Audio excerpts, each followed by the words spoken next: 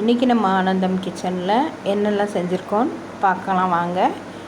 சாப்பாடு வெள்ளை சாப்பாடு செஞ்சுருக்கோம்.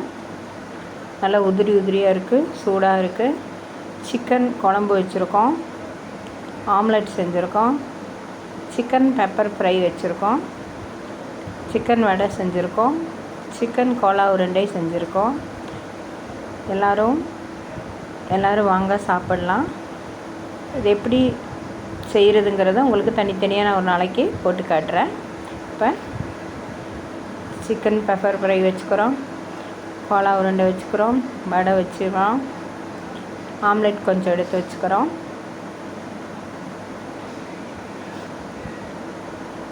கோலா உருண்டையை போட்டு குழம்பு கூட நல்லா மிக்ஸ் பண்ணி சாப்பிட்றோம்.